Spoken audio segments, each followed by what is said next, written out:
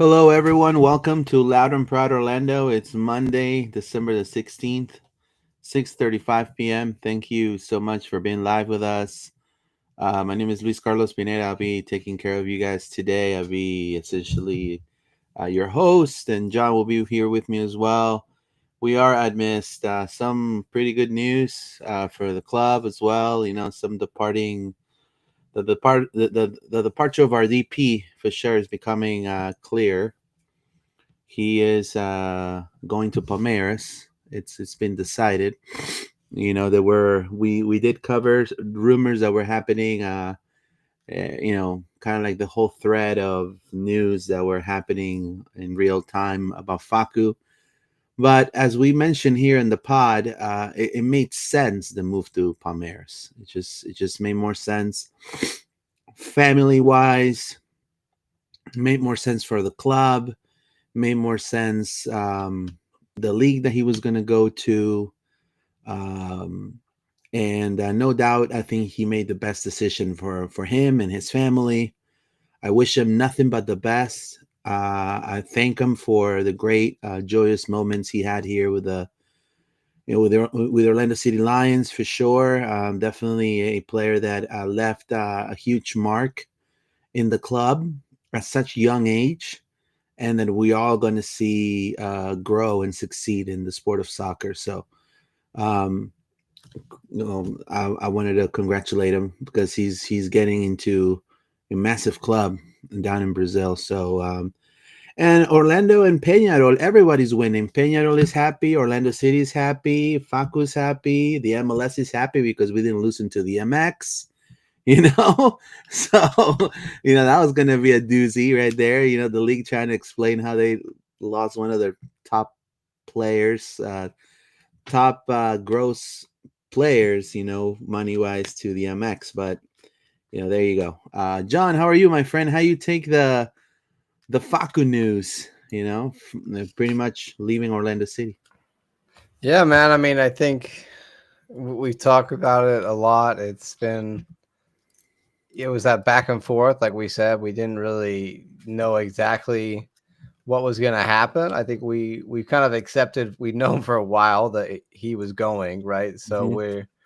we're in that sort of said goodbye, but it was not really clear where he was going. There was some conflicting reports going on. Like, it's really interesting to me when you see two of like the biggest, the biggest, soccer reporter in North America is Tom Bogert, and then you see Fabrizio Romano as like the biggest football reporter around the world, probably two of the bigger names. And then when you see them sending out different messages on the same day to conflicting things, so I'll show here.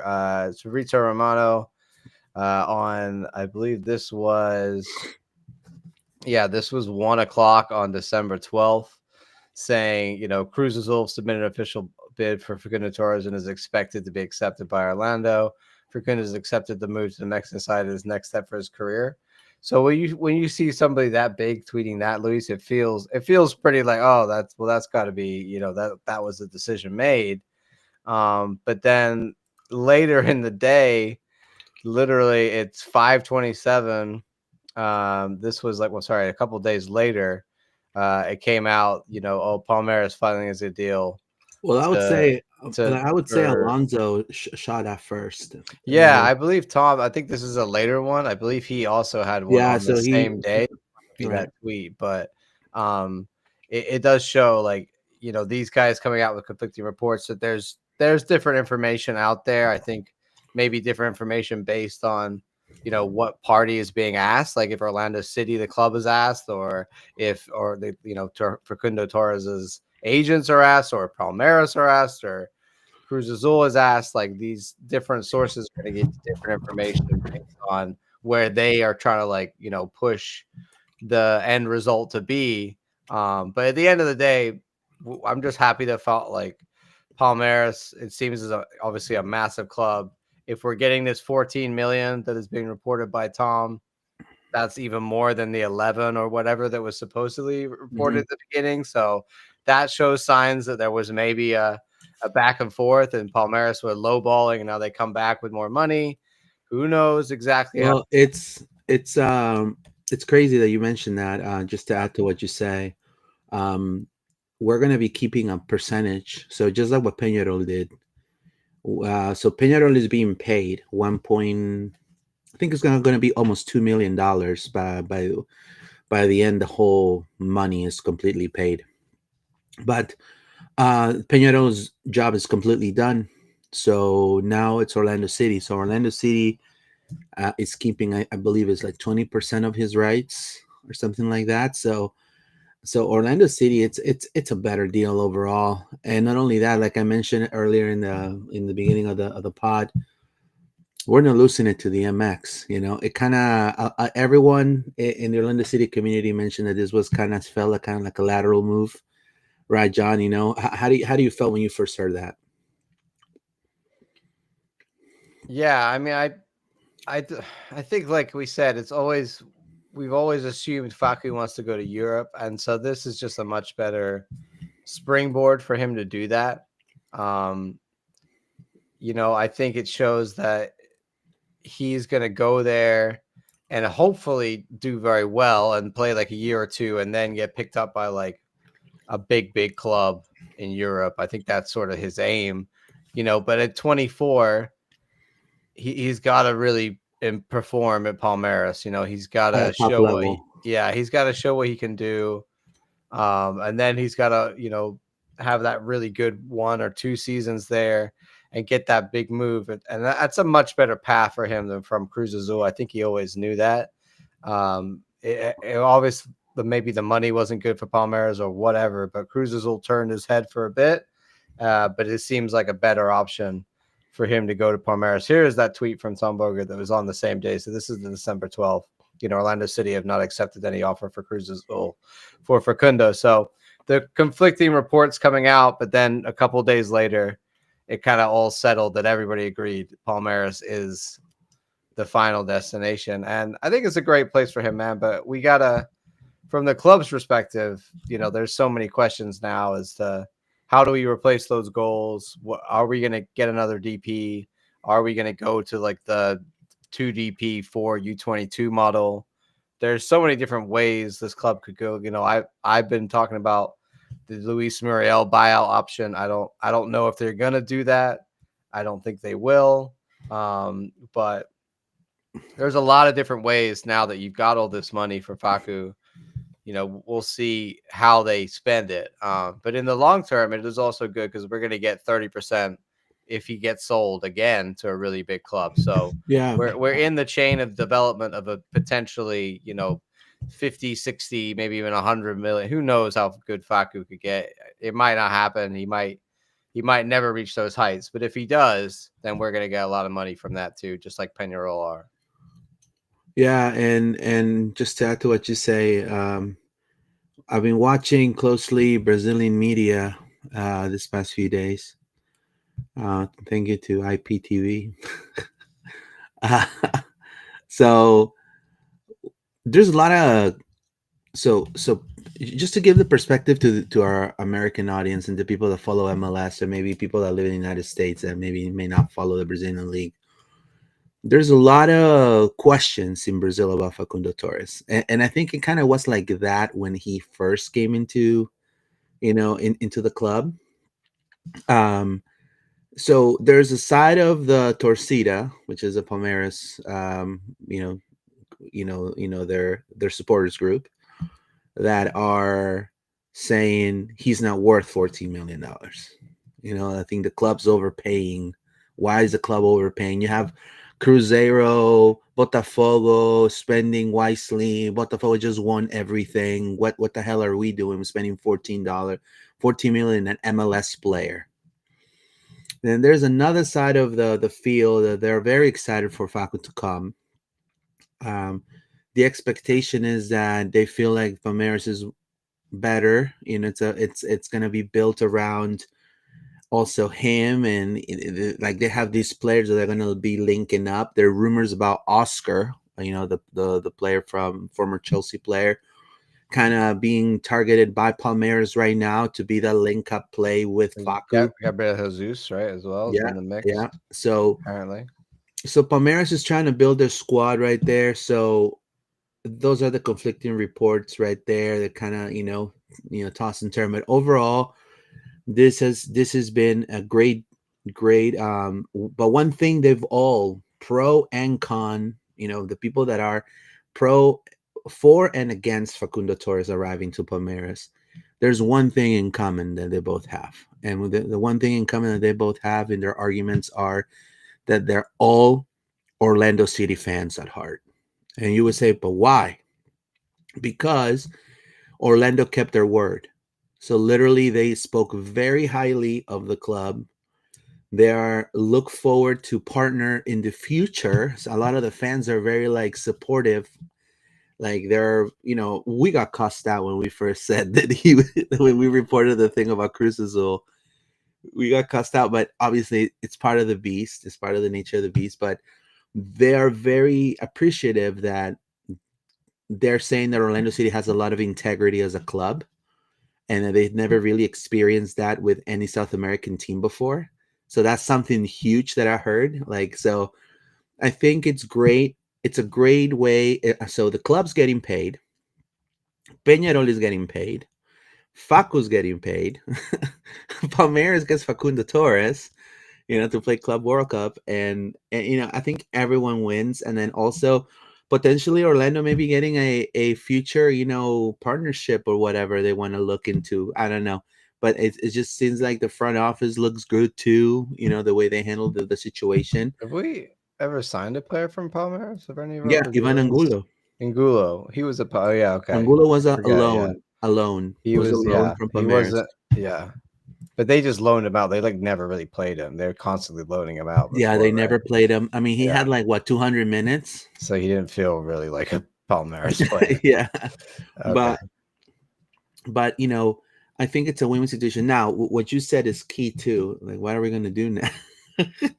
What's next? Yeah, I mean, what a way to start the offseason. I mean, it's like we said before. I was thinking, hey, it could be a quiet offseason for us if we're just gonna roll with our 3DPs, and then this happens, and now you've opened up all kind of opportunities. I think later as things develop and more news come out, Luis, we'll get deep into the weeds of like where we could go from here and all this stuff. But there's been quite a lot of news in the last week. So I wanted to kind of get through that. But also I wanted to read the comments first because we got some Yeah, comments let's here. read the comments real quick. You want me to read, or you want? Or Yeah, you you want go to? ahead. Tony S. Hello, fellas. How we doing? Guided for the transfer. Excited for what's to come. Thank you. Same here, sir. Facundo Torres. 1017. Man, is that Facu for real? I don't know. Thank you. Thank you. I wish Facu would stay. Well, I wish. It's part of the game, man. JCP is 95. When is not just everyone set to see him go, but glad he's taking a step to Brazil. Any idea on how much they're paying? I think John already mentioned it, right, John? It's 14 like million. reported 14 million or like 13 million and reported there's like a million of like bonus, if he hits certain achievements probably or whatever. But I mean, I think it's an improvement on the original 11 million, and that seems to be where Cruz Azul were going to come in and outbid and try and then Palmeiras came back with that seems to be what have happened, but you never really know. It could have been 14 million all along. Facu Torres 1017 says, hopefully he goes to the Premier League in the summer. I'm not the real Facu. I know, man. I know. I know you're not the real Facu, but talking about before we go How do you into know that's not the real Faku? He could be lying to us, maybe I don't Maybe it know. is. It Faku, just if that's really you, how much? We need to know. I'm kidding. Tony S. S it says STDP maybe. Striker DP, maybe. Striker DP And move maybe. Enrique. A move Enrique as a backup winger. Well, they may But be we got news. Dunk, yo. I think Dunk is going to play a lot, and they paid Dunk a lot of money. Like you got to almost Yeah. think of Dunk as a DP because he's Well, he's Duncan he's is on like sidelined for nine. 4 months. Yeah, but like we've got Enrique. You could start out with Enrique at the beginning of the season. Yeah, I don't know. Well, we'll talk a bit more about where we could go in a bit. All right, it says Felix Quijano says, would you guys think we could get a player like Cristiano Ronaldo in Orlando? It would be great jersey sales and a lot of full stadium sellouts. If you ask me, I feel like yes. I think it'd be. I don't know about Cristiano, but I think a name recognizable player for a market like Orlando would be tremendously huge, for sure. But you have to complement them with youth. I mean, you can do what Inter has, I think you it's know. too late for that one though. And I do feel that our Yeah. system, kind of like what John says. I don't think our system now it's going to fit a Yeah. player Like like that. 3 years ago, I would have been like, yeah, I'll still take him. But Yeah. I think at this point, he's not it anymore. And also, like, look with Muriel. Like, there's a risk when you take these guys. Even I know they're on different class levels and achievement levels, like of course, but there's always a risk when you sign a older 30-year-old player. Are they gonna like MLS is a very physical, very fast league? Are they gonna be able to hang? Like, look at the Muriel situation. So.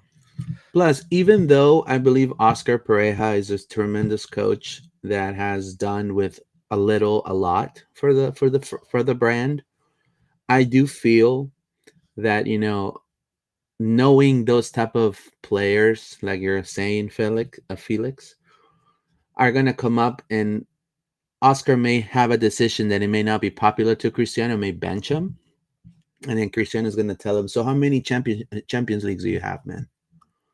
You know what I mean? And then when you have that type of player at that point and you say that to the coach, it's over. Like there's no turning back out of that. There's really no turning back out of that. And it could be, we need to find a player that is gonna adapt to what we already have, I feel. Kind of like, you know. So today we're gonna be talking about, the Fanco transfer that it's done, the done deal. The accountant is back, resigns 2025. Fantastic news there. We lost the headband. I have a picture, and it's gonna make everyone tear up in the pot today about what Heine Bruseth did while practicing with Orlando City, and we're never gonna see the headband again. Colin Gusk signed to OCSC. Colin Gusk, I think one of the best youth players we have right now. I believe he's still in Portugal training with Sporting Lisbon with Reed Brown, I believe, something like that. So he just signed to OCSC. Obviously we need a lot of depth, especially in the midfield, and he definitely is coming clutch on that. Luis Palma, Honduran striker, well, forward. Um, there's rumors about him leaving Celtic FC, a massive team in Scotland, to hopefully set sail in the MLS. So we'll talk about that, and then at the end we'll do a finally, after 3 episodes, because we haven't been able to to do it because of Facu news, our 2024 player season cards. There you go, John. So Yeah. Alrighty. Well, let's kick off with Kyle. Huh? I mean, we kind of talked about Faku yeah, already, so I think we're gonna talk about it even more when the sale gets finalized. Who knows? At some point, these things always seem to take a long time for us. Like other clubs, I swear it's like 24 hours later. But I don't know. We really like to. I don't know if it's Palmeiras or what, but we gotta get this finalized, Luis. I want to get this news out here. Orlando City, different news here for Kyle Smith has a new contract, keeping him true to the club for 2025. It was announced today. It's we talked about last pod that he was a free agent and yeah, they yeah. were in talks to renegotiate. Clearly, they found a deal that works for Kyle. Probably just a certain amount of pay increase for him. Great. He's going to be here for this season. I think we've got options over just 1 year. So, yeah, maybe the last year of I was Kyle at the afraid. city. Yeah, I mean, I was afraid that he was gonna go to San Diego because, and you're probably asking me, well, why? I felt that he's had so many minutes in the MLS now. Like he's been such an important part of the history of Orlando City. Vast experience in the league. Knows he's fit. Not a lot of injuries that him. Reliable tactically in key moments. He's shown up. And so I kind of felt like when when Orlando City came in as a franchise and got Aurelien Collin. You know what I mean? So a person that is a seasoned vet in the league, somebody that had a lot of experience playing, and I believe his first game he had a red card or something. He didn't play for like a match. But anyways, Kyle obviously is not like that, but he definitely could have brought a lot of experience in that San Diego backline for sure. But I'm glad that he's back. I'm glad that they were able to come into an agreement, and I'm glad to have him back, man. I think he's a great guy, phenomenal player. Yeah, I mean he's a solid guy. I mean, he's reliable. We know what we get from Kyle. I think he's shown that when we need him to, he can fill in at right back, left back, D mid, center back. And you got to have those guys on the roster. He's an American player. He's Oscar's guy. He's been here a long time. The fans love him. He works hard. There's just so many pluses to why you would bring Kyle back. And I think it's great. I'm happy that he's going to be here another year. And I think this is a guy that, we rely on. And we got to have a certain amount of stability in the roster going into next year. There's going to be some changes, but more on the big player changes. I think a lot of the middle of the roster and the lower end of the roster is going to pretty much stay the same. So I'm excited to have Kyle back, and everybody loves him, and I feel like he's sorry. No, go ahead, John. Sorry. I was gonna say I just feel like he's a guy that he has a great story, and we all dig the fact that we signed him being like just under the James O'Connor era, and he's got to be like one of the longest tenured players in the club now. I have to look back, but for sure. I think probably Mason has been here longer. But I'm struggling to think of who else would have been here as long as Kyle. All I can say is his versatility in the field. I mean, this is a guy has played left back, right back, wing back at some point, D mid. He's played the 5, center back. So this dude, you give him the gloves, and he could also pull the Schlegel. You know what I mean? If you want. So he's just he's a footballer that has made a name for himself based on his work ethic. And I mean, that's why people like Cristiano Ronaldo, you know what I mean? Because of his work ethic, not so much of his character, but yes, of his work ethic. I think if you're a footballer, you want to imitate, people that wake up early, you go to bed early, and are the first ones getting into training, the last ones to leave. And that's what Kyle Smith embodies. So, I mean, Oscar, in one of the press conference that I went to, he said he is the best player I've ever coached. Those were his exact words. So there you go, John. The best player he's ever coached. Wow. That's something. That's a big praise. Thing. And he's an accountant, so yeah, I mean, he could. The man is multi-talented. Let's not forget the tax man. Kyle's prepared. I really want to know, does he negotiate his own contracts? That's what I want to know. Probably. I would not be surprised. I wouldn't be surprised in the room either. being like, nah, I'm going to negotiate for myself. So maybe that's why it took a bit of time. Kyle was running Moosey around, getting those extra dollars out of him. Of course. But he earned it, man. He earns it. He runs so hard. So yeah, love Kyle. Love the fact that he's back. Super Kyle Smith is here for another year. So that's always good news, right, Luis? Yeah. Amazing news. Especially when we had a little bit of more depressing news after we did our podcast on Monday night. It was 10:30. We said, I said, tear up right now. I think I jinxed us. You blame me. Forever a lion. I said on the pod, I don't feel like we're gonna get anybody's. We were looking at Brecalo. We're looking at, I think we did mention that Heine was potentially they might be wanting to steal, but I just didn't see it coming like that. So he had a lot of upside. I think it's just also there's two perspectives here. well, several perspectives. One, like the expansion draft is just a wild thing. You know what I mean? Like in the rest of the world of soccer, that is insanity. Like they would be like, what Yeah, happened? you can do that. That's some NBA crap. So I was thinking about the idea of Heine trying to explain to his like family, like, oh yeah, I moved to Orlando, but now I'm getting stolen away to go to San Diego for a brand new team. Like, What? I hope he's a guy who like is open minded and like is okay with change, because he just made a huge life change to come from Norway, as a 20-year-old to come live in Florida. Then he does like 3 or 4 months of getting settled in with Orlando city. He's starting to to do better. Like heard a lot of reports of him doing well in the training field. Like everything's building to next year where he's going to play for the club and probably get some minutes. And then San Diego comes in out of nowhere and goes, "Yo, we're gonna steal you away."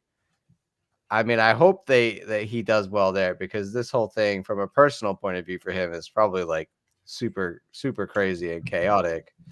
And then, Luis, there's the transfer side as well, where if you kind of look at the numbers, it seems like we just lost like $1 million. I really think that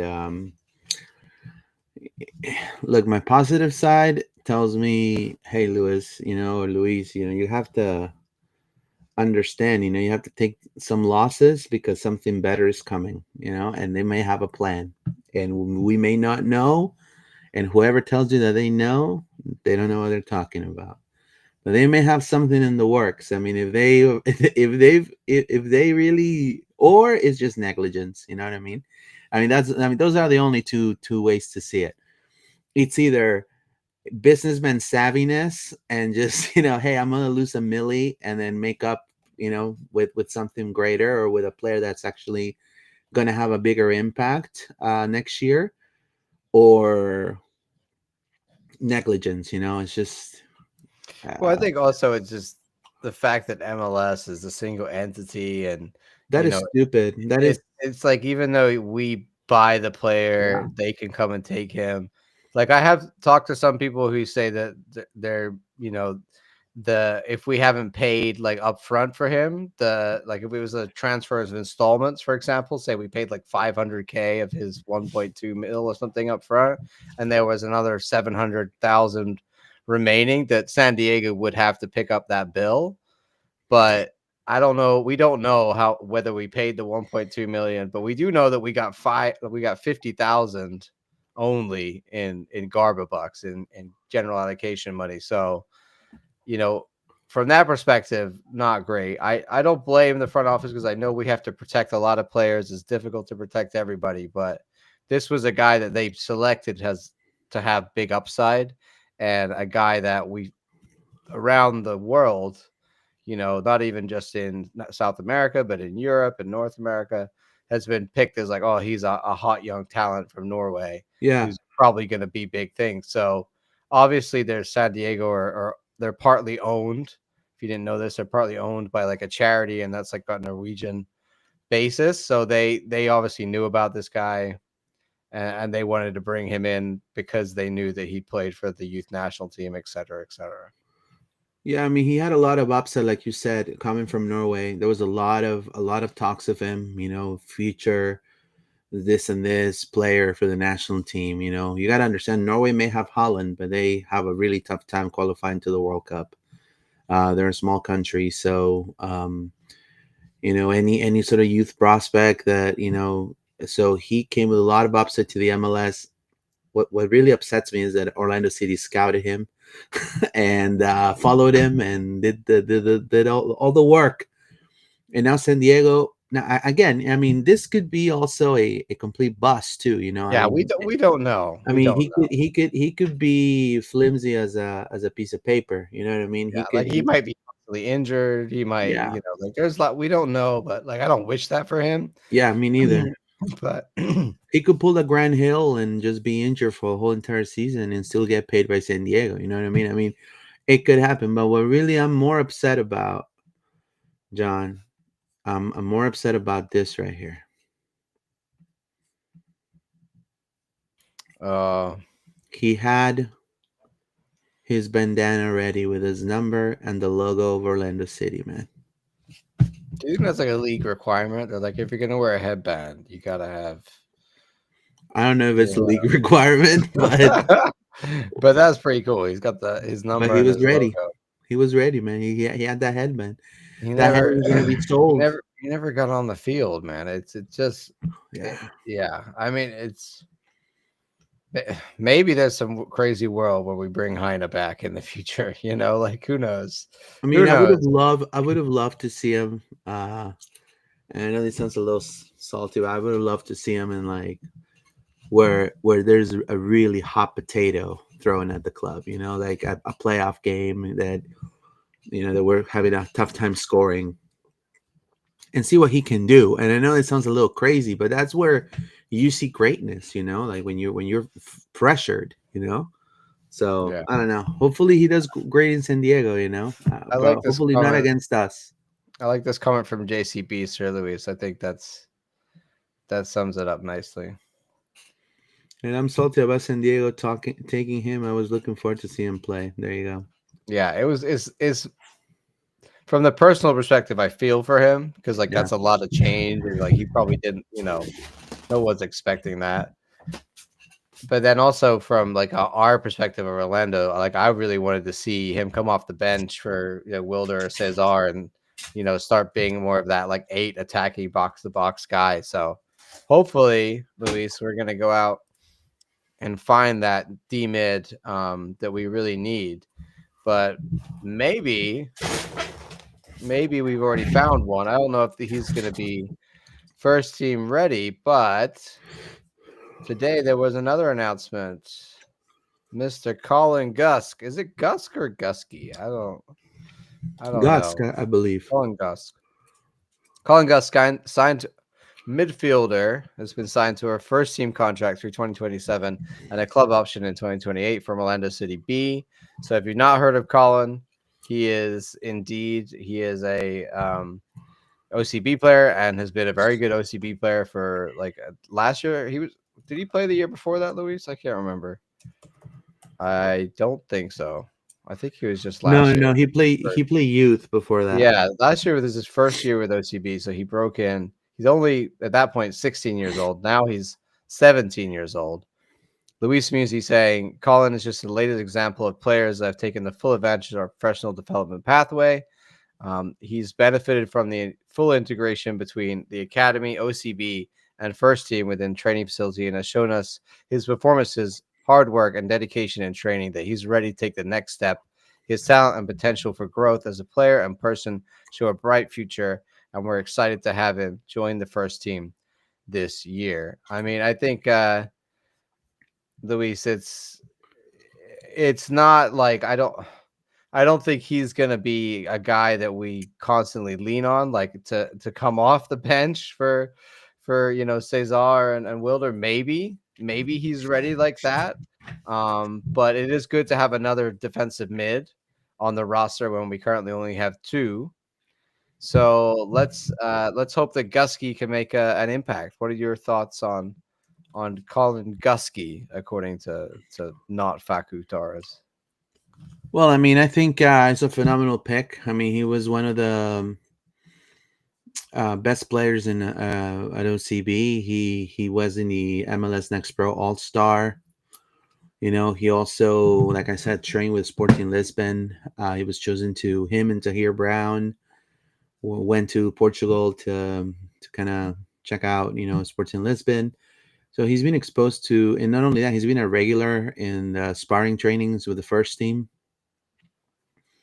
So definitely, I think it makes a lot of sense. So in a way, you part ways with Kuchevsky, but you promote Colin Gusky, and you have Felipe out, and I think he comes clutch. I think he's a type of player that he could play. He could play the mid, D mid, mainly D mid. I mean, that's basically his role, like a 6. And so now that you need depth there with Araujo and Cartagena, he has that option. Obviously, knowing Oscar and knowing how the club has done with the youth, especially last season, we didn't see Sokata very much. We didn't see Freeman. He was killing it at OCB, and we didn't see him at all. Um, we're probably going to see him as we saw Kochevsky or Petrazo last year, you know, but it's a start, you know. Now, if he makes a case of being a really good player, I mean, you can't deny he can be denied.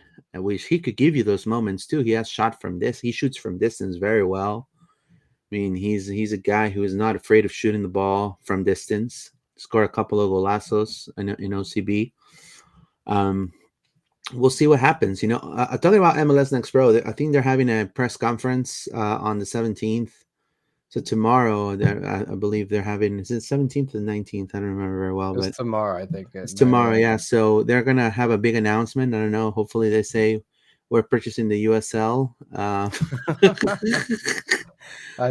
Hopefully they say something like, we're gonna improve. I don't know. Just Yeah. I worry about the level that it is. The You know level what is I not up to mean? par, man, and you know it. Yeah, and it's not working as a development league. Yeah, it's not. It's It's a it's based reserve. as it's just an academy league. It's like the same thing in England, right? Like, for example, the Premier League teams, the big ones, they'll have like U23 teams. So your Aston Villa or your like Tottenham U23s will play each other, but they also, they play stuff like the Carabao Cup and sorry, not the Carabao Cup. They play stuff like the like Johnston's Paint Trophy or whatever you want to call it down in the lower league against other teams. A lot of those guys on those rosters will get loaned to like League One, League Two teams in England because they have to like play at a better level than just the U23 teams. So yeah, I think it's a stretch too far, and we like guys like Thomas Williams, Luis, and Sakata and other guys like Taifi. Like if we're not gonna play them, like we need to get them some more experience somewhere else than OCB because I just don't think Next Pro prepares them. Like Jacqueline was the best player there, and he's not near the level that we need for us. So that shows you right there that there's a gap. You know, I believe and you know, they don't work with the USL no more because of ego, I believe. Yeah. And that's why So like Colin too is like I'm really excited for him, but also he's really good at OCB, but same thing. It's like, does that translate to MLS? Like if we actually put him out no, there, is he it going to does be not. effective? I don't know. I feel like he's maybe he's close, but he's probably going to need a bit more time in this league to really acclimatize in MLS minutes, like a season or so, to really get close to knowing, okay, can he play in this league? You know what I mean? It's youth I mean, development is a process of time. You're not just going to throw him in and he's going to be great. Like it doesn't work that way. but you know, again, if he's the type of player that is just surprises everybody, you know, and Like maybe, but and he's one of those players that you see, and we've seen it in the world of soccer. You we've know, never seen it for us, is what I'm we saying. never seen it for us, so it'd be a first one.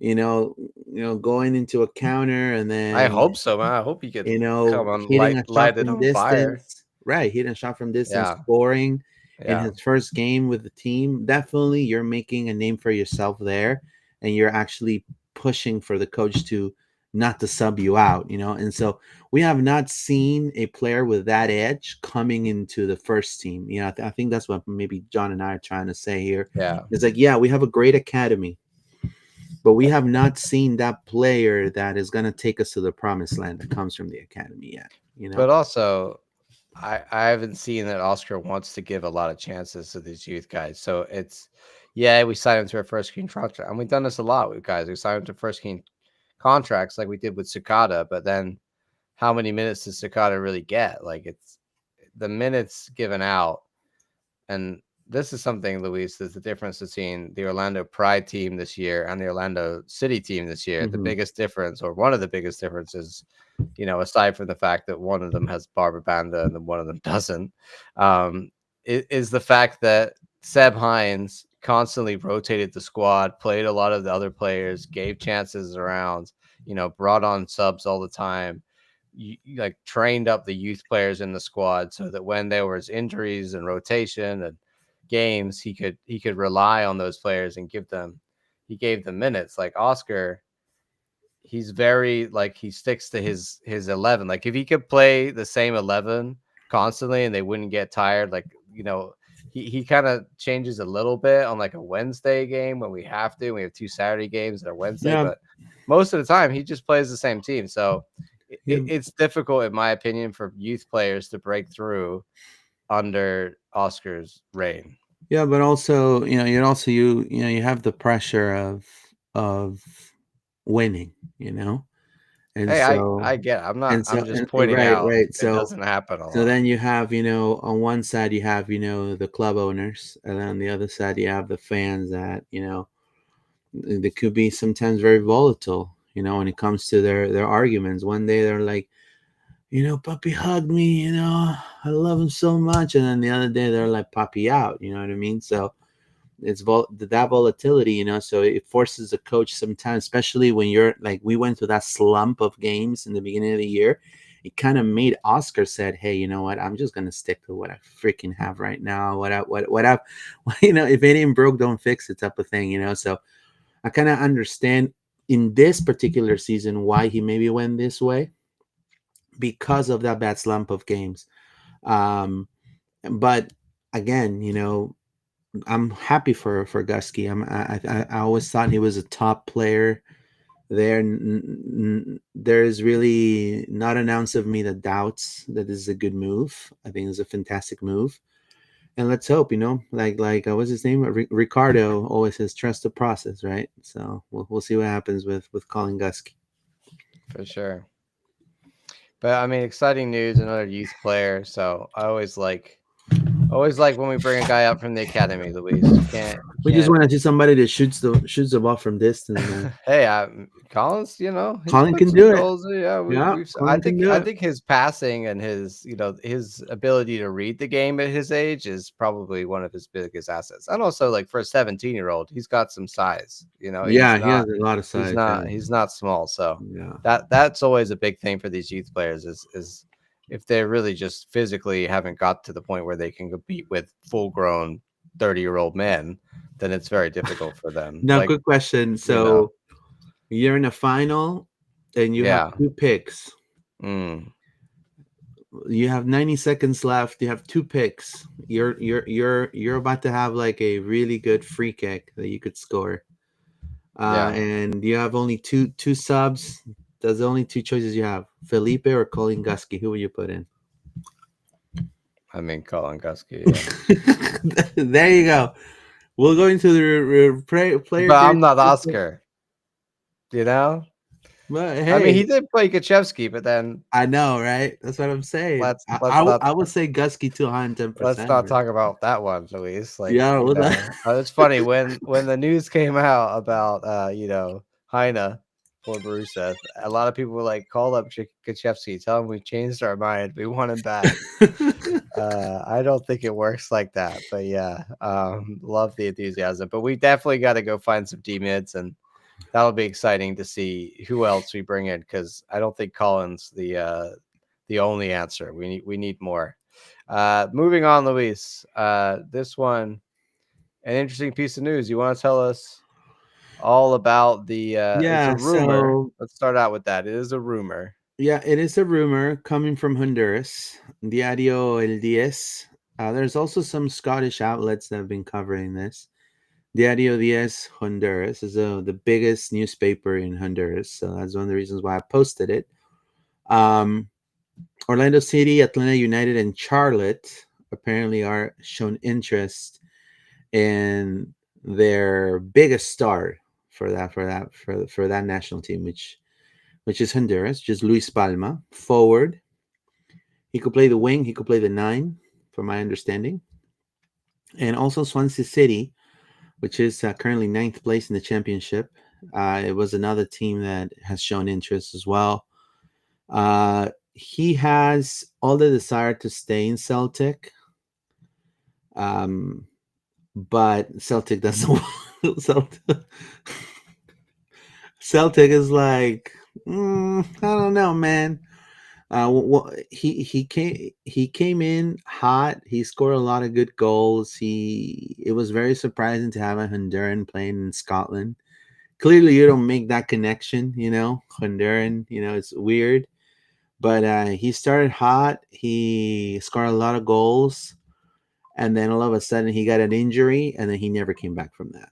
Essentially, so his goal contributions kind of stopped, and so here we come. Orlando looking into an opportunity of poaching him. My thoughts on it, and then I'll go into John's thoughts of what he thinks. I'll be honest with you. With all due respect, with Luis Palma, I think he's a great player. I think Honduras has a phenomenal player with him, but I don't think he's the type of winger that we need as a team. I think Ramiro, if you blindfold him and you put him to run with the ball, he could probably run faster than Luis Palma on the wing. Angulo as well, he can maybe do hurdles. I'll be honest with you, the South American flair Orlando City has right now, we're and this is gonna sound so cocky what I'm about to say, but we are not at the level of going back and poaching Honduran players and players from Cuba and stuff like that. We are past that stage. This is not 2015, guys. I mean, this is not 2016 with Brian Roches, man. Like we won the U.S. Open Cup. We were in the Eastern Conference Finals. I think the fans expect a little bit better. I think an American player can give him a run for his money too, in my opinion.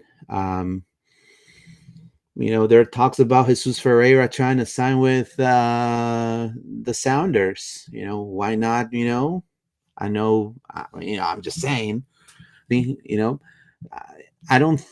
Yeah, he played for Celtic. It's a massive team, no doubt. Yeah, he had all these golazos, but Brian Roches had them too. you know, so I'm just saying. Honduras. I think that it could work. It's soccer, but I just feel like we have this style now that we need to find someone that adapts right away. And after what happened with Muriel, that he came in all hot. He's kind of in that same situation with Muriel. You know what I mean? Kind of like he has a guy big in his country with a lot of goals, a lot of assists, with a lot of contributions with a big team like Celtic. I can compare Celtic greatness with Atalanta's for sure. And you know we don't want to go through the same process. And definitely he will be a great gam player, if we get him on the cheap, maybe $500 in a chicken Big Mac. Great, we got it. But I don't see him as a DP guy. Going from Facundo Torres to Luis Palma seems like a very heavily downgrade, in my opinion. And again, I want to say with a lot of respect, I also come from a country that doesn't win a lot of things like Peru in CONMEBOL, but CONMEBOL level compared to, CONCACAF, especially when it comes to the qualifiers. CONCACAF qualifiers sums up into 4 countries now: Canada, Mexico, US, and Panama, maybe. And when it comes to CONMEBOL, Peru, Bolivia, Venezuela, Chile, all those guys on the bottom, they got to fight against the Argentinians, the Uruguayans, the Brazilians, so the Colombians. So it's those players go through biggest hurdles than people from CONCACAF, because in CONCACAF you have to play Honduras against Martinique, Honduras against Cuba, Honduras against Grenade and Caicos or whatever. So it's a little different, the actual level, and I'm not convinced. If he comes on a cheap, then I'm all in, to give him a chance, because if there's one franchise in the MLS that can turn nothing into something, is Orlando City. We've seen it, especially with Oscar Pereja. Your thoughts on Luis Palma, John?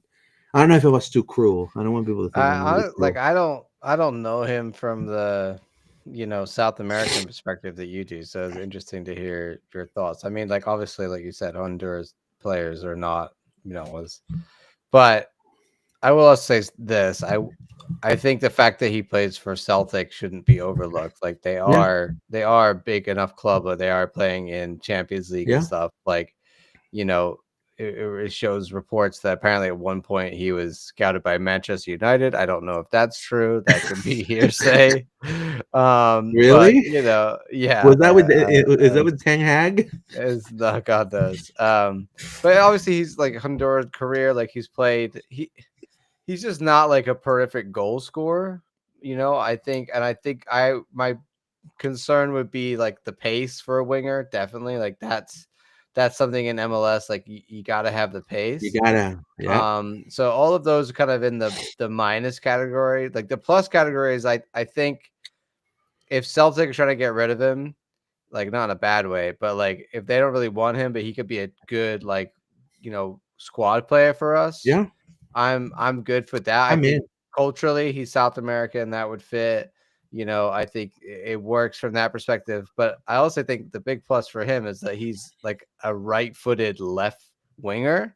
And so whenever we're looking at this now, I'm just like no left-footed attacking midfielders because like I don't know what we're gonna do in terms of how the team's gonna look now. Faku's gone, but a long time ago, it was always the idea was that Ojeda was going to be the Faku replacement.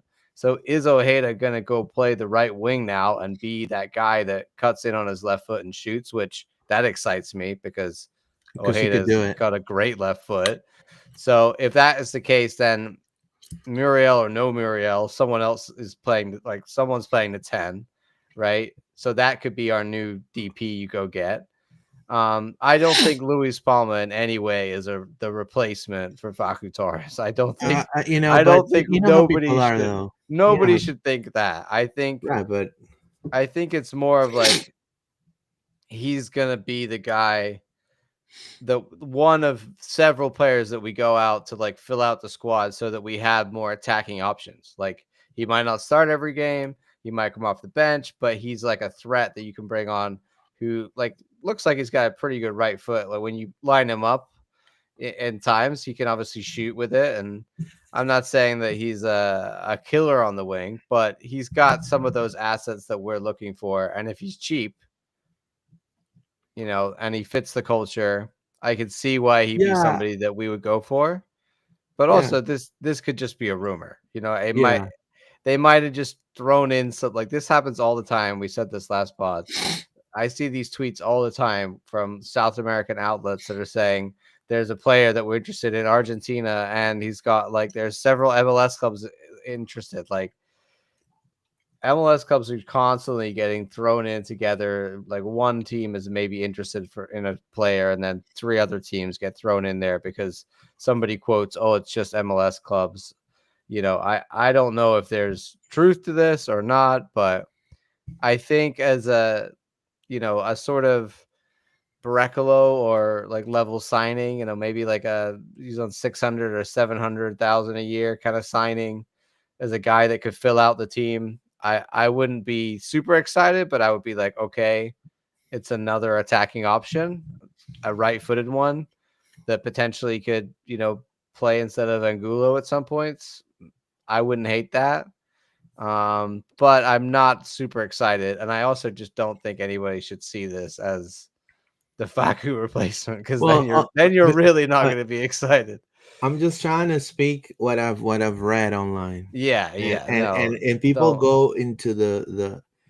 I mean, and I know it's gonna sound tough to hear, but I'm gonna bring it. I mean, we have this passive aggressiveness in the fan base sometimes, and it's this passive. It's like I'm talking to a bunch of kids. Like it's like guys, like it's part of the business now. Things that always the club is going to be changing, ever changing. There's going to be new players leaving, players coming.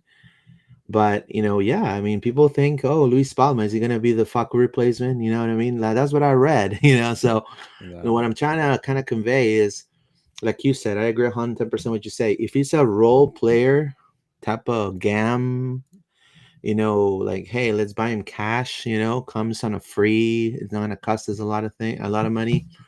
I think he can definitely develop. I mean, look, we resurgence Alexandre Pato's career, you know what I mean?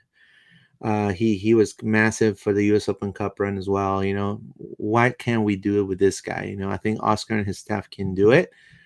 But again, um they got to deliver, like you said, his space is a little bit too I too mean, he's slow only for me. 24, so Yeah. the upside is there. I think also, like Luis said, we don't know if we're gonna replace Faku with another DP, right? We might take some of that money and spread it around and go to the 4 U22 model and bring in some more Enrique type signings, some more young guys out of Argentina that are like a couple million, and fill out the squad that way and spend the money that way. So we might not, There as are a much as it doesn't couple. excite people, we might not see this big, 8, 9, 10 million DP signing this window. It might not happen. Now, and there's another thing I wanted to say because I saw it too. I saw rumors and stuff. Like I said, this is nothing for certain, but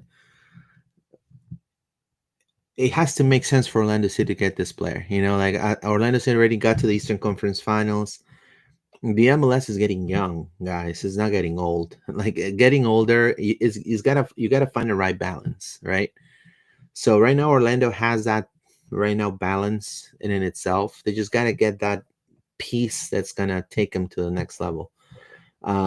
But for example, I wouldn't pay DP money for, and I know it's gonna sound crazy, even though he's from my own country. But for example, I wouldn't pay. I think Ruidiaz is Raul Ruidiaz. He's right now on a free right now, so he's out and about. Like I wouldn't pay DP money for him. I would pay like Lodero money. Like I would pay a gam money. Like yes, he was probably the best player that the Sounders have ever had for sure. And yeah, he's a proven goal scorer. But man, you just want to make the right you want to make the right moves. You don't want to just get desperate. You know what I mean? Just sign whatever whatever you see in front of you. It has to make sense. Let's read some comments real quick. You want to go read some comments, John? Um, it says Campana, perhaps, says Tony S. I will love Campana in Orlando. It's just me. We're not signing Campana, says Facundo Torres. There you go. Jensen has been here longer than Kyle, but that's it. Tony S. Hot take: if Muriel isn't performing by May, can we? No, if Muriel isn't performing by May, we sack him, costing a lot of money. What are your thoughts there, John? Yeah, it doesn't really work that way, sadly. The only benefit of buying out Muriel is that you would do that now, and Yeah, then you would go and reinvest. You use that extra DP spot. You basically take the 2.8 take the loss. million base salary that he's on a year, right? And then you'd open that up into your wages for other guys. So if we're gonna do something about Muriel, like, we got to do it now. But I think, again, this might just be our perspective. Like, this is an issue. I don't know that, you know, Oscar and Muzi and Ricardo view it as an issue. They might just be like, yeah, Luis is going to be much, have faith that he's going to be much better and earn that salary. We'll see. Oh, It really depends on their perspective on whether they want well to today, solve it, or it might not even be an issue for them. he posted that he was playing pickup soccer right there in Colombia. Hey, at least he's doing some cardio, man. You know, JCBs. I'm salty about San Diego taking him. Thank you, JCBs. Arthur Mandalo Filo says, "Hey, is Facundo a good player? Yes, he's a very good player. He was our best player." I said, "Is he a game changer?" Yeah, yeah, he's definitely a game changer. He's definitely somebody that's gonna own uh, your attack on the right wing. Drive, likes to cut in, got inside. Shoot with his right foot. I'm sorry, with his left foot. Facundo could win a game as a keeper with no teammates. There you go. Guilla Carlos, I love Facu, but can our next CP use both legs, please? There you go. JCB's Luis Palma doesn't do it for me. Decent player, but I think we can bring better talent. I totally agree with you. Dagger Dan should move up to right wing. He's better attacking than defensive. He has experience attacking from his old club. He played attacking mids as Facundo Torres 10-17. There you go. Yeah, it could be. Imagine the D mid signs, then he turns into a right back, and then he's a right winger sensation, Luis. Yeah. Sadly, I don't see it happening, but I do agree that like Facu is, I mean not Facu, Dagger. Dagger is like dangerous when he gets up in those positions, and I think around the box he kind of loses some of that, but like on the build up when he cuts inside, like that's dangerous for sure. Fudge it. Let's bring Nanny out of retirement. No, it's I don't okay. think we're not that desperate, I guys. don't think he'll wanna. I think we'll be okay. JCB's 95. Luis, we all know why you wouldn't get Ruidiaz. This is yeah. Yeah. Well, yeah, Ruidiaz did not play in Alianza Lima. He played for the Yeah. rivals for Universitario, but it's not that. It's just I feel like, look, he's almost the same height as Ramiro Enrique. You know, like Yeah. not only that, he's already aging. Too, I think he'll be a great veteran presence off the bench, you know, or maybe having minutes, you know, in a couple games, you know, maybe having played the U.S. Open Cup or whatever. If let's say if we decide to sign him, but it has to make sense, right? It has to make sense for Oscar. And right now, and Duncan's gone for 4 months, guys. I mean, he's gonna be, you know, he's gonna miss the first few weeks of the first part of the season. Oh, more than that. A More couple than months that, yeah. He's gonna probably won't be back till So I mean, we're gonna be we're gonna have March. Jacqueline, and Well, I think that's the thing for me is like, yeah, we're gonna be richer than ever, right? So we're gonna have the most we've ever received for a transfer. Obviously, a lot of that goes to, some goes to Penarol and player and agents and all that. So, but we've never had so much income in a transfer window. So it's really this is make or break time right now. yeah. What do you do with that money? The front office has to get this right. Yeah, We got a lot of faith in these guys, but yeah, me this is too. Yeah, we can't go backwards. And if we make a mistake here and we invest in the wrong players, we can go backwards. yeah. So I I agree would with you. rather do the youth model and do Mhm. the U22s. And if they're gonna stick with keep Ojeda, go find me 4 more, Enriques, right? Or 3 more Enriques of like that level of player out of like South America or Europe or whatever that we could buy for a few million and can, be a good player for this team, has a lot of upside, and then is potentially in the future you're selling. I think the risk of like going out and spending 10 million on one guy to solve all of our problems is risky, because like what if he's not the guy, Or he and gets injured in the first or game. he's injured. Like there's so much. So in some ways, I'm not saying it's exciting, but it makes more sense to go spread that money out across several players and I hedge agree your with you. bets. Because if you have 1 or 2 of those guys that turns into an awesome player, then that's more beneficial. You see so much in MLS, Luis, teams getting it wrong with these big transfers.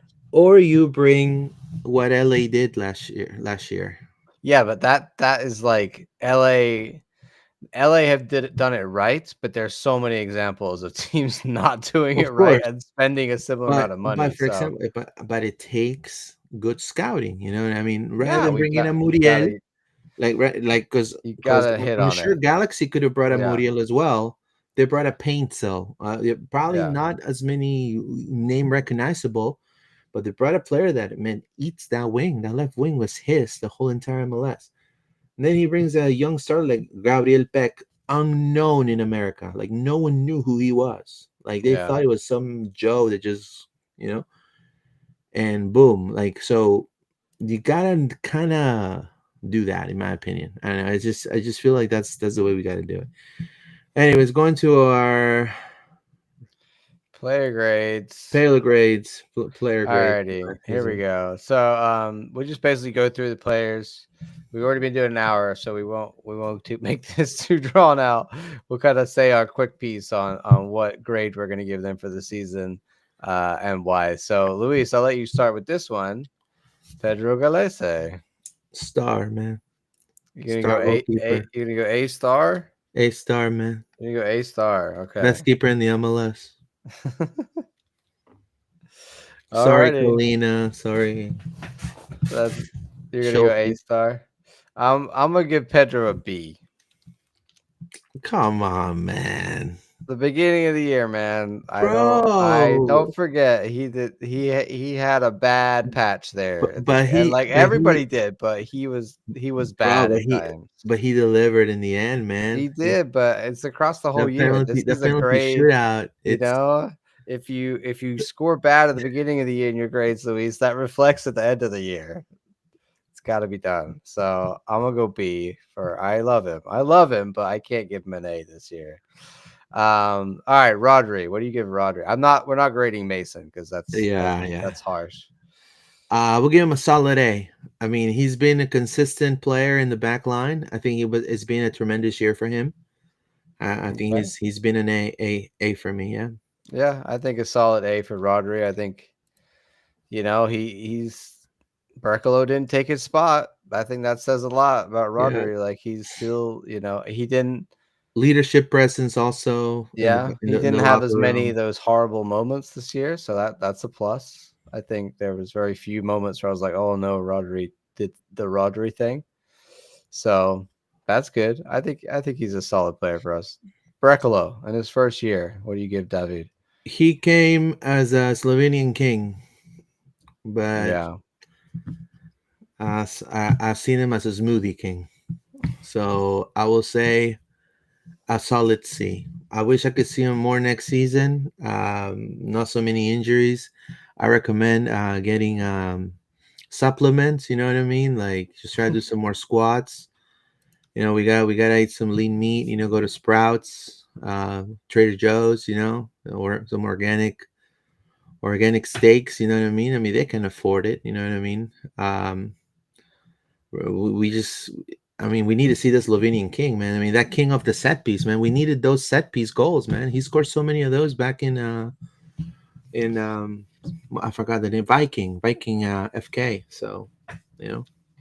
Yeah, I gotta say he's also a C. I think I am excited by the prospect of him in 2025. I think we were very excited in 2024. I think we saw some moments of like brightness from him, but it's just the injuries. Also, I think it doesn't help that he gets called away a lot for national team, which is great. It's good. Well, he has a great I upside, but want him to be playing in national team, but he just and whether Oscar is not putting him in the lineup or whatever. I was really hoping he'd become one of our better players this year in center back. So I still think there's big potential there. Let's see what 2025 brings for David Brekalo. Robin Jansen, El um, Capitan. look, with all due respect, I think he's the heart of Orlando City. He's a captain. Mad respect for him. But he in a couple games, man, they've speed. He's not as fast as he was. I don't know what it is. I think, but he's had some massive moments too. I give him a solid B. I think All there righty. there's really I don't know if it's gonna get anything better. To be honest with you, I'm sure that I mean he didn't have a lot of injuries. He had maybe some few injuries here and there, but were very minor. But I think as a veteran presence, as someone that we would like to keep in the team for the future, I think he'll be definitely somebody that I would definitely consider too. But a B, that's what I would say. Yeah, I think that's probably accurate. I wasn't blown away by him this year. I think there's times where he looked really good, but others, yeah, I think he is a great. He reads the game really well, but he was never the fastest, Yeah. and I think Well, at before he times, was, he had a little bit of pace. I think He'll times get he'll yeah, get to cut the he'll get fast to cut the play. yeah, He had those massive getting the ball from the striker moments. yeah. Which we've seen maybe once or twice this year, but in the beginning part of the Yeah, he year, definitely was. yeah, Yeah, he was. There was some moment. I think all the defense are going to have to take hits yeah, for sure. because of that. I I mean, think Rodri we're giving an A to, but maybe he. Roger's been consistent. That's all I have to say. Yeah, I could see He- see that. He was saving us in some games. So, Luca Petrasa is an interesting one. I don't know if you want to. Nah, He didn't really I play don't. I enough. mean, Went on loan and then came back and got a little and bit of yeah, he time. played maybe a couple games. That's it. The fact that he has been let go, I think, kind of shows that he might, he just might not have ever been that standard we need, even though we saw some moments. Half Santos. Um, I will give him an A, solid A. I just feel like he's improved tremendously when it comes to defending and not leaving a gap when he goes and drives forward. So he's gotten better, especially in the later part and when Orlando went into that streak of games. One thing though I will say is the predictability. I think as time goes on, teams are going to figure him out. It's not a hard play to figure out. So I think he needs to just kind of have other weapons in his arsenal, if he wants to maintain the same. But other than that, I mean, I think for what he's gotten the most minutes, also. So I give him a solid A. Alrighty. Half Santos gets an A. I think for me, I'm gonna give him a B as well. I think at the beginning of the year, like all these guys, I think it just defensively was rough. So if we're looking at the score across the whole year, yeah, I wasn't super enthusiastic about his beginning of the year. Kyle Smith, what do you think on Kyle Smith, Luis? Um, oof, man, I think I also give him an A. I think he's played so many. He's played D mid this year. This year he's played D mid. He's played also right back, left back. So just because of his versatility and the way he's able to also hold up, like Oscar puts him in to hold the game up too. So he comes in to be kind of that person that Oscar tells him to do one role and he executes it greatly. So I like Kyle Smith because I think I give him an A. A for Kyle. I think I will say that, yeah. I think there was a few games. I'm also going to go B for him because I think there was a few games where he, you know, wasn't the best like everybody, but is very reliable when called upon, and was in there for a certain amount of play. So B for Kyle. Dagger Dan. Um, I'll give him an A. I just feel that yeah, he turned over the ball a bunch in the beginning of the year. He had that issue of turning over the ball and kind of doing a bad pass, then the other team will go into the counter and score type of thing, type of situations. But I think he definitely improved and he's become such a big part of the team. Um, with a huge upside of becoming even a better player. So um, I give him an A. I give him an A for sure. Yeah, I'm gonna go A as well for Dagger. I think he showed this year that yeah, there's like moments, of course, but I think as a wing back, you're always gonna have those moments, Luis, because you're up against very good, some of the best players in the league. When you're a fullback, but I think he showed a lot of consistency when we started to look a lot better around like May, June time. I think Dagger was one of the players that shone the most around that era and was had a period where he looked like one of our better players on the field every week. So I think Dagger kind of stands out a little bit more to me, but hey, people will say I'm biased, right, Louis? So that's my boy. All right, Cesar. What do you think about Cesar? What do you give Arujo?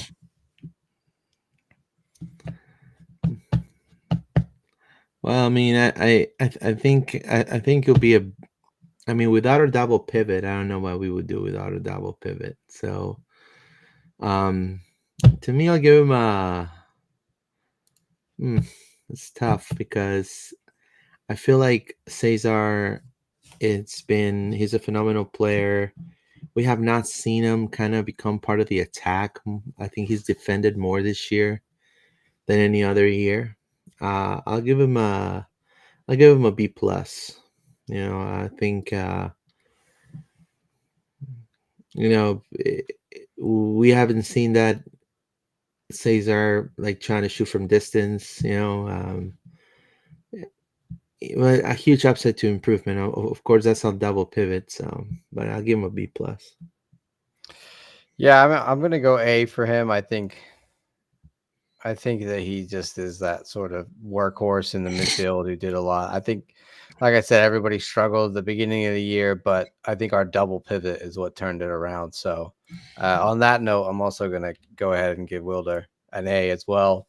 I think the two of them are quietly one of the best sort of center mid partnerships in the league, and I think sometimes we overlook how much they're doing in this Oster system, right? And so I think that when we started to turn around and look good, a lot of that was because the double pivot was back and back to doing what it does best. So a lot of the beginning of the season, we just didn't really have them together, and they were injured, or they weren't Or yellow performing. card accumulation. Yeah, they just weren't. That's It another just wasn't. thing. They weren't having that consistency.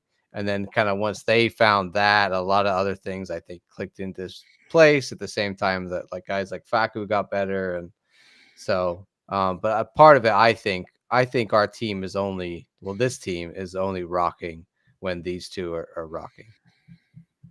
Yeah, for sure. I mean, with Wilder, I'll also give him an A. I think solid A. I mean, I think it's he's played center back. He's also the versatility, but I also feel like he needs to get better at. He's turned over the ball a bunch of times too. You know, um, Especially in the beginning of the season. It's just the turnovers, man. Like it just didn't make sense. A lot of wasted opportunities there. But yeah, they're definitely the best duo right there, a D mid duo in the league for sure. And one of the reasons why we made it to the finals, the Eastern Conference Finals.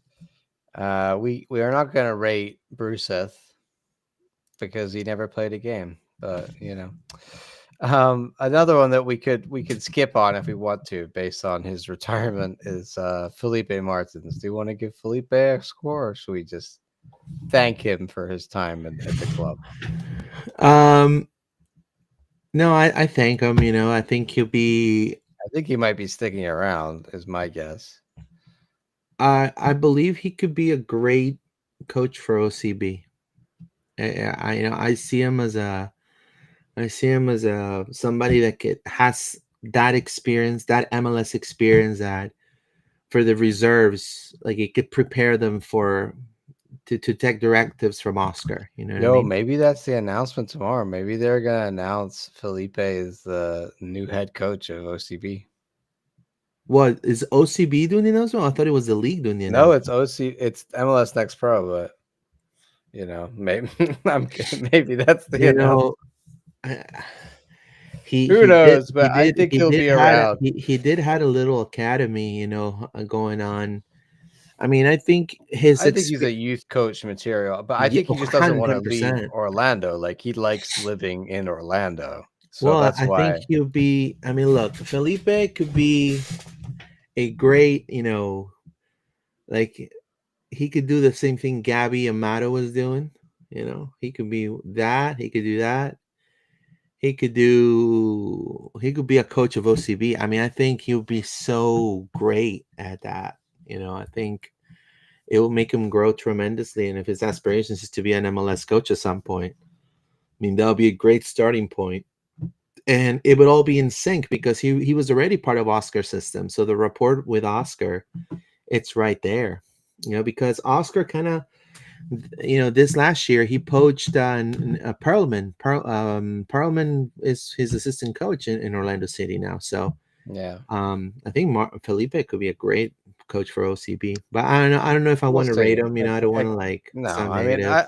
I feel like people saying Felipe is a D is like, yeah, like we know he did not perform well, Yeah. but we So also we like the guy a lot, and I think it was a case yeah, of he's a like good guy. he just knew it was the end for him, and Yeah. it's so difficult to watch a player that has done so much in this league and been such a feature have that kind of drop off. But it was time, and yes, he has announced retirement. Facu is asking here, not Facundo, sorry, fake Facundo is asking. Yeah, so I think hopefully he was going to stick around. He's a guy who we like in the club. So Nico Ladero, what are you going to give Nico in his first A year? B. A B. Okay. Yeah, I think Nico, tremendous veteran presence, but you can definitely see that he's not the Sounders Nico, right? Yeah. So Like runs a lot. Love that. yeah, But it's not a lot of production. correct, right, Yeah. So right, I just feel like he needs to be more, I don't right. know, just And again, this just whole stay in like the middle of the field if you're he the number 10, he or was another player that used to shoot from distance all the time. yeah. And I don't know what the hell happened there. I don't know if that's Oscar's system, then but Yeah. What about Martin Ojeda? A plus, man. I mean, I'm telling A you, plus, A yeah, this star, A star for yeah, him. A star, A star, A A star. star. Yeah, that to Alrighty. me, yeah, this dude's like he's the 10 we never got, and probably this year's gonna be the winger we never got. So Who knows? I think as a winger or as a 10, I think he's you just a know, threat. Like it's a phenomenal player. the second year is really shown. You Yeah, know, but also he never really got to be the right winger all the time because Faku was correct. there. So maybe Maybe, that and that's the maybe, position he played before. Right? maybe, That's where he scored something like, what was it, 20 goals or wherever he was before in Argentina in this season. So maybe we get Carlos Hill. You know what I mean? who knows? Or But Hani Mukhtar in the for 10. this season, Ojeda finally being used as a 10 kind of was another big factor in unblocking the whole Yeah. year.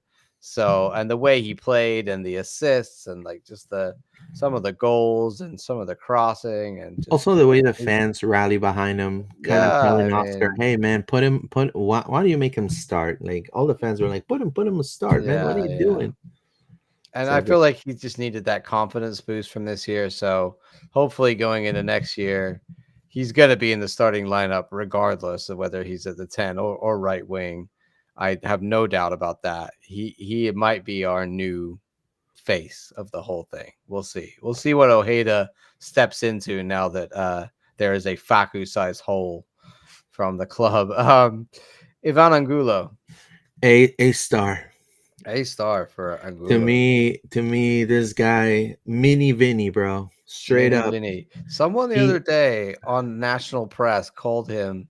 I think it was Charlie Davis compared him to Vinny Jr. And I was like, ex- "Yo, if Luis was watching this right now, oh, he's watching LPO, man. yeah, yeah, Charlie Davis is an LPO Let me kind of tell fan. Like, you, he's Vinny. It's just he just he just can't score like Vinny. he Yeah. just finishes like Ivan Angulo. You know what I mean? So he if does. he could finish, he would not be in the MLS. Like, You know what I no, like mean? he would be gone. He he dribbles like Vinny. Yeah, He takes you back and forth. yeah. But he just finishes like Ivan Angulo. You know what I mean? So, Yeah, I think he did have some good but moments no, this but year, though. Yeah, he's been massive for the attack of no, and Orlando no matter City. we don't ever underestimate that work ethic that the man puts in on both Tremendous work sides of the ethic. ball. Like Oscar asked so much of him, Yeah. and he never fails. So And it's funny, but look at how he came into the club. He came as a completely unrated pick. Yeah. Like a signing that no one thought this guy was going to have the most minutes for the team, Yeah, the most minutes this right? year. Yeah. Pretty much a starter, change of pace player, like Yeah. tremendous in the attack. So Ivan Angulo to me is a star, man. He's a star. For sure. Yutaro We Sakata, need to see Utara, man. do we want to grade We him need really? He didn't really play no, enough for the first team. but we need to see him. I mean, Yeah, he's a we want phenomenal to. talent. He's got to have more. Now He that was one I Facu, I was mean, worried was now going to that get Facu's poached. gone, now that Facu's gone, you Yeah. can sign a very good winger, like Yeah. maybe like a Peck, Yeah. and have Utaro, and then you have also Ojeda there, you know what I mean? Or even Ojeda on the 10, So I Yeah. think you need a kind of like what you said, Johnny, kind of like the pride. You gotta have these youth guys make work for us. You know what I mean? Yeah. That's They what got to Columbus step did up. too. That's We what got. Columbus did too. You can't. You got to have the youth players make that step up at the same time as your veterans are still performing, Right. and the middle of your roster, your 27-year-old stars. Uh-huh. That's our Ojeda now.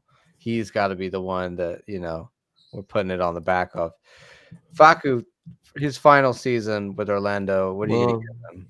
A star to You me, give A it- star for I'm Facu. gonna go A, just because of how he started. I'm gonna take his star away from how he started the year because Yeah, that's fine. it That's wasn't fine. much going on there That's for fine. That's Facu. fine. That's fine.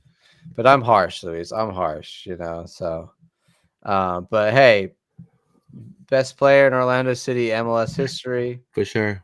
I don't think there's much argument on that one. Like, you might prefer Kaká on Nani, but none of them lifted a cup for us. None of them scored as many goals as Yeah, Facu has done, and brought as many joyful moments yeah, in for our sure. MLS area as this guy has, and he's gonna be missed. He's gonna be missed. All right, Ramiro Enrique, I will say A plus too, and A A, star. A I mean, star. I can't argue that. one of the tops. He had a great He had time. a phenomenal 2024. Hopefully, it continues to now score even more goals. I think he scored what 8 or 9 goals this year. Yeah, Yeah, so I mean, if he he's gets up to that there. 12 goal mark, I think he's going to keep improving year on year. yeah, And I agree with, I think there was a comment earlier that was talking about playing him at left wing. And I really would like to see that more often. Like, more often, if we're not starting Enrique, I want to see him come off the bench for Angulo at that left wing, or if we had another striker option, just because I do like him at the striker option, but I think he's better as a left winger cutting in on his right when he has he doesn't have to lead the line. I think that creates more opportunities for him to run into space than it does constantly playing 1-2s and trying to be that false nine. yeah. I mean, I think Ramiro is a phenomenal talent. It made a lot of business sense to bring him into the team, and it took a little bit for him to adapt, but now we're seeing the fruits of what he's doing in the MLS and how he adapted. Well, and he also had leadership qualities, in my opinion. I mean, I've seen him speak with his teammates, motivated them, also, celebrating with them, crying with them too. Yeah. So overall, a phenomenal young kid, very well mannered. I mean, awesome, an outstanding athlete. I mean, that's all I can say. Great. Alrighty. Duncan McGuire, the man that was almost not here, Luis. A shout out to everybody that listened to the Duncan McGuire, uh, episode from February when that was our highest rated episode this year on Spotify Wrapped. So clearly, y'all like the cheese of Duncan's leaving or not leaving, but he almost left. Louise, he stayed, and yeah, I'm really glad he is. What are you gonna give him? I'll give him a solid A. I Solid think, A. Yeah. yeah, I think he's still a great goal scorer, huge upside, American kid, playing Yeah. national team. I think Pochettino's probably going to call him again at some point. Yeah. He has a nose for goal. He just, he also he doesn't he does anything to win. That's one thing. What he did last, when he freaking dislocated his shoulder or whatever. He did, Yeah. and now he has to get surgery for that. Unfortunately, like that's putting him before the club. He's like sacrificing his own body, kind of like Jeff Hardy. I don't know if you like wrestling, Yeah. and kind of sacrificing Yeah, his man. well-being for That's the his for the vibe. He's, hardworking, right, super Midwesterner. That's his, yeah. amazing kid. I can't wait to see him in this 2025 come out with a swing. Trying to prove everybody wrong. Hopefully, when he comes back from the injury, he can start scoring a bunch of goals. I think if he has imagine, he's gonna come late in the beginning of the season, but imagine he gets like 12 to 13 goals. I think he'll be set. He can do it. I have full faith he could do it. Even though if he comes late to the party, I believe he could do it. Yeah, I mean, I'm hoping now that he's going to be our number one striker. I mean, I think we could go get another one to fight with him for that position, Enrique and Jacqueline too. Yeah. But I think Muriel is definitely not a striker. I think we've established that. So, yeah, it's going to be interesting to see if he really does claim that top spot like we expect him to, or whether someone's going to come Duncan. Like it could happen. The draft is coming up. We never know. Jacqueline, what do you give Jacqueline? Well, I mean, we didn't really see a lot of Jacqueline. I'll give him a C. Okay, C for Jacqueline. Yeah. I'm gonna give Jack. Oh, sorry, that's me. I'm also gonna give Jacqueline. I'm gonna give Jacqueline a D actually A because D, like as in, so it's a calling the D. yeah, I think I don't feel like there's a chance he's gonna score when he comes on. I do you? Sorry, what did you say? The last part?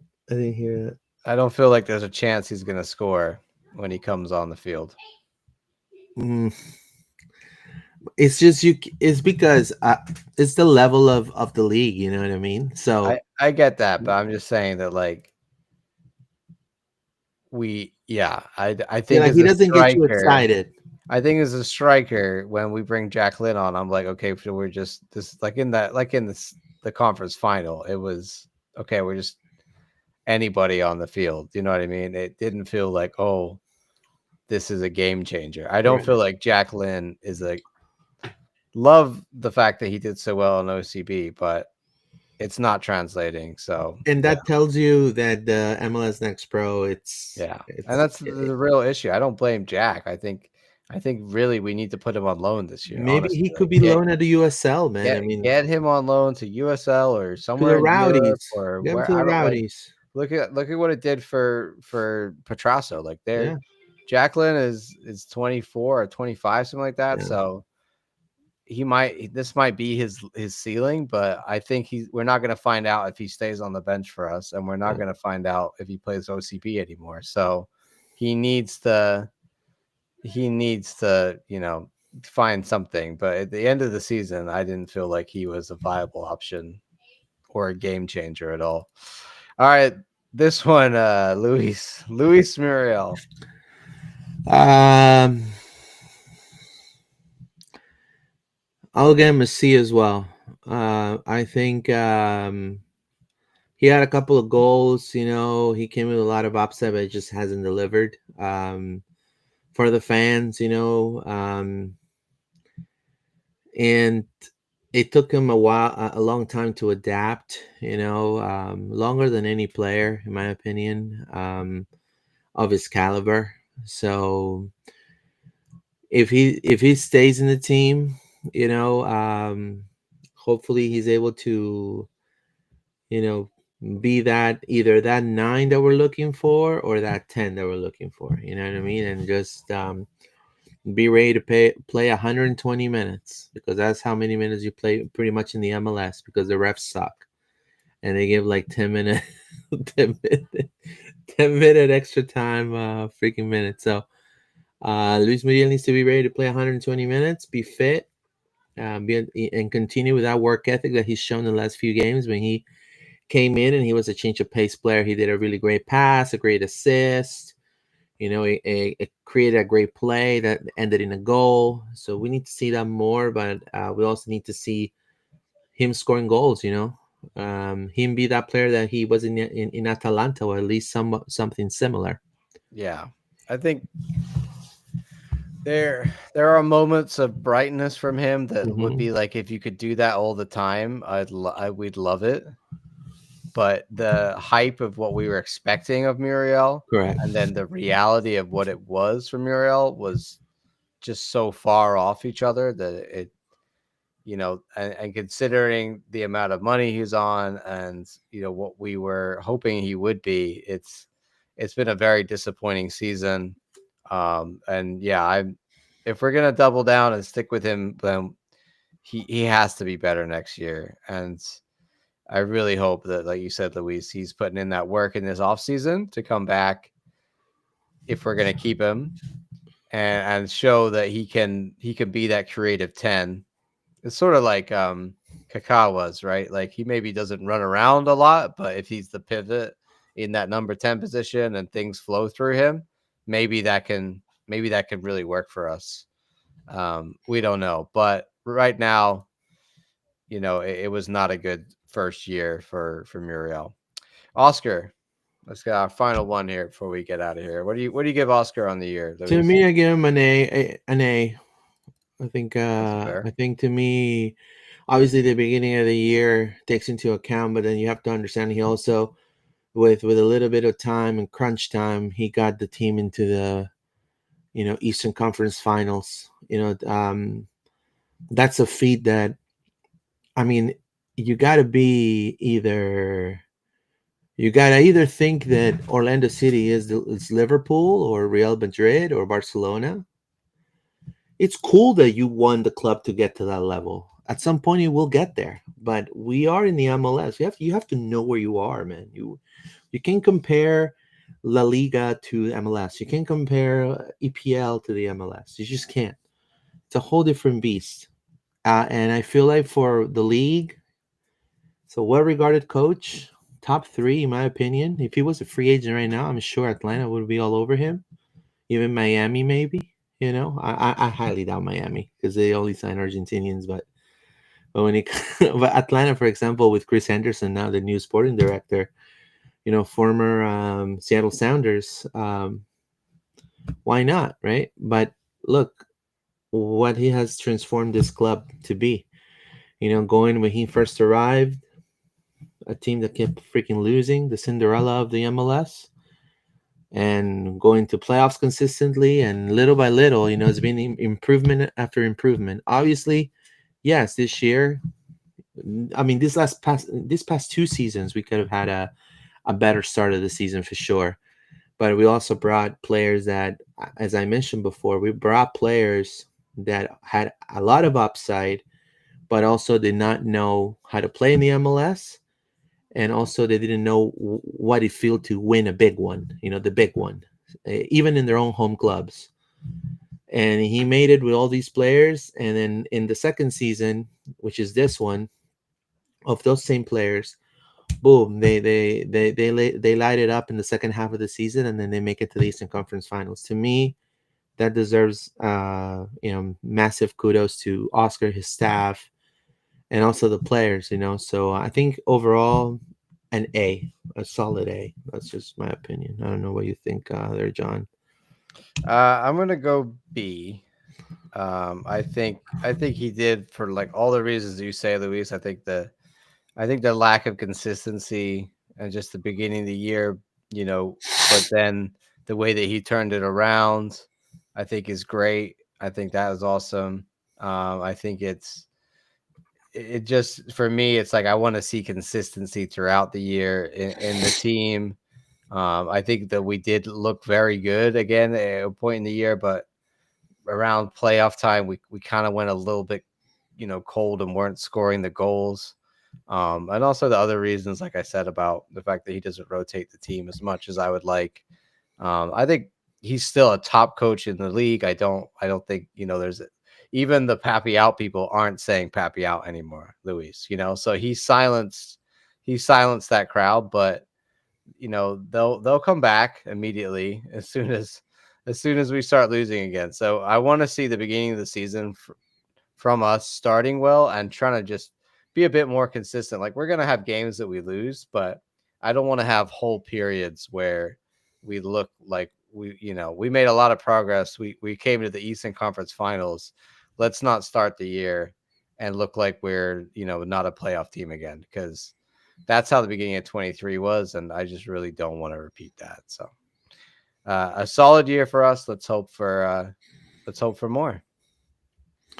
Yeah, I mean, I'm definitely hopeful. I'm definitely excited of what's to come. I'm not afraid of.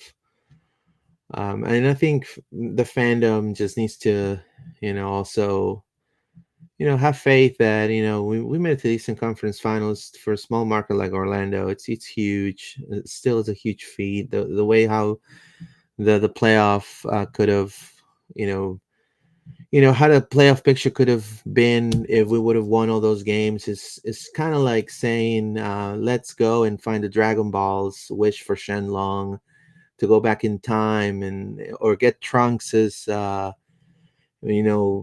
machine, and go back in time. You can't do that. It already happened. And I feel like, based on what already happened in the season, I think Orlando did pretty well, surprising a lot of people. I feel like the game against the Red Bulls, I think we could have, kind of hurts, because we could have definitely won that game. To me, Oscar can do so much too. That day Yeah. the Yeah. players failed. Yeah, I'm not saying it's not To all on him. I agree. I just want us to look like when we are that top team in the league, right, Luis, we just got to look like that right, most of the time. And if we do that, I genuinely believe we will lift a trophy. We yeah, will lift a conference final or MLS Cup if we manage to figure out how to and look like that team all the time. not only that, it's just the league also, all these cups and formats, and I'm gonna be very critical right now. I know it's the end of the season, and I know it's stupid, this whole playoff. Like, number one, the league should be like, if you're gonna do the whole playoff thing, have, just do, uh, kind of like in Mexico, two Yeah. tournaments in one year. You know what I mean? Like two champions, right? You could do it that way, or you could, like, just, you know, Supporter Shield wins the whole league. Which for Americans is a little boring. But I mean, there's just a lot of things, and all these tournaments. Now Orlando's going to face massive competition. I wrote a tweet today. How the Brazilian leagues are going to be playing FC series. They're going to be playing with a starting squad, Yeah. with the stars, and they're Yeah. going to start the Brazilian league playing with subs and in the U20s, Yeah. and the fans over there are pissed. Like, Did they do that last year as well? I don't Or think they they did it brought like last year. a mix of. They brought a mix. Yeah. Yeah, Yeah. no, this year they're going to be playing with their full squad. So Yeah. Orlando's going to be facing massive competition at the beginning of the year. Now, this is great for us, but also you have to understand, like, the league. You're going to have Leagues Cup, US. I don't know if Orlando's going to be in the US Open Cup. Then you have all these tournaments now. Obviously, we have less tournaments now because we're not in Champions Cup, but Yeah. it's just too much. Yeah, I think that is like the thing is like we don't have the excuse. Like last 2 years, we've had the Champions League at the beginning Yeah. of the year, and we've started badly. That is not an excuse anymore. Like we No, no, we no. This year we have no all excuse. focus at the beginning of the year must be on starting the season well. So we've been going for an hour and 45 minutes now. So I feel like we should wrap up Apparently, the show. It is a lot. We got through the player grades. We've been meaning to do those. So thank you for everybody who stuck around there. Luis, you want to go through the socials before we yeah, get sure. out of here? Yeah, sure.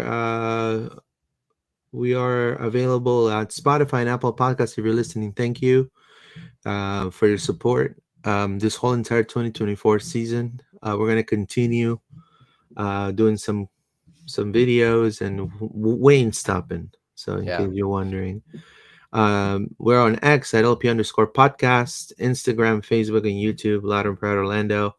We're also on Blue Sky. If you're on Blue Sky too, as Loud and Proud Orlando, you can search us there. You'll find us. We have some comments real quick. This says Jack Lynn scored 2 goals in his first 2 matches for the club. He also barely played. Yeah, but Yeah. But when he did, you yeah, know, yeah, yeah. that's right. I'm emotional. Facu's leaving, says Facundo Torres, 1017. I started watching the team in 2022 and I immediately decided he was my favorite player. I'm still going to watch him because I'll never forget my first favorite. There you go.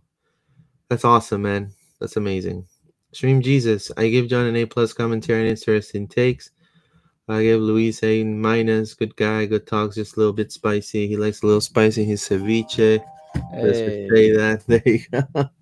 Thank you. Appreciate that. Appreciate you guys your ratings.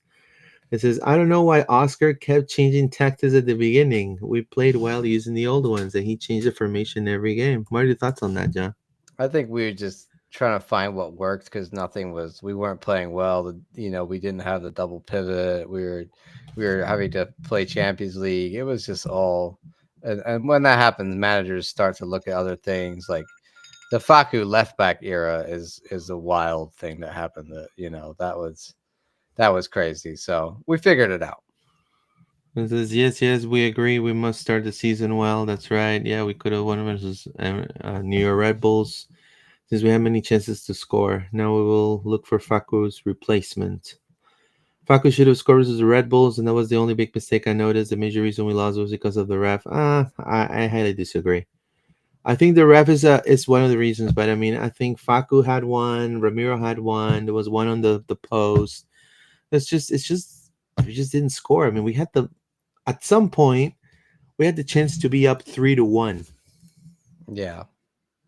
and that would have been Orlando LA final. Yeah. That And Luis I know it shoulda, hurts. woulda, coulda. You know.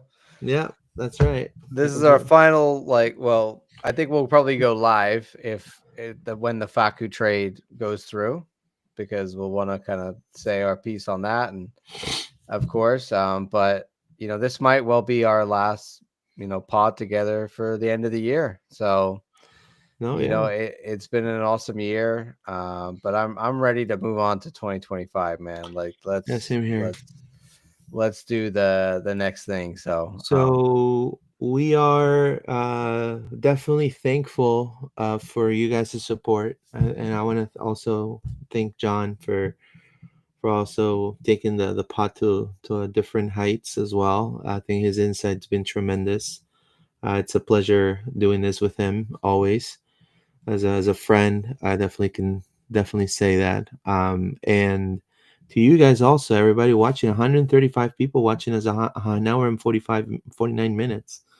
120 on X and about 13 people on YouTube. So thank you so much. Um, don't forget to keep us supporting us. We're gonna be putting stuff on. There's a pre-recorded video hitting tomorrow afternoon, so you could watch it after work and stuff like that. It's about why Orlando's Soccer City, USA. So it's gonna be interesting. Another thing is, my schedule for next year is gonna be completely full because we're gonna have Club World Cup. It's gonna be a bunch of stuff happening during the year. So if you're interested in maybe going to OCB games or writing a piece, or maybe I don't know, going to the games and report like I do, hit me up on Instagram. We're looking for content. They can maybe join me on Pride, OCB, and then we can divide that load because we're going to be covering all of those. And there's also going to be a lot of events for Orlando City. Also, if you're a photographer, we're also looking for photographers for next year. This year, I want to thank Mark Thor and also Jay Reaper because I don't know if you just totally mispronounced his last name. Repper. Oh yeah, Golden Repper. Yeah, I think. Repper, yeah. But see, Yeah. I'm terrible. But I think Mark Thor and Jay Repper and communications are so gracious of allowing me to definitely use some of the pictures there. It's been tough. So if you're a photographer, if you want to do something positive for the community, help out, definitely hit us up on Instagram. You can send us a message and we'll discuss it. Laerte Rodriguez, it says que seja bem-vindo Facundo ao Mayor do Brasil. It says so may he be welcome, Facundo, to the best team in Brazil, is what he says. Laerte Rodriguez, thank you for that. But no, yeah. So if Facu, it's all closed and finalized tomorrow, we'll probably be back. We'll see how that goes. But anyways, guys, thank you guys for your support. Check out John at John Rollins OCSC. And vamos Orlando, John. Vamos Orlando. Take care. Speak to Have a y'all good one. soon. Have a great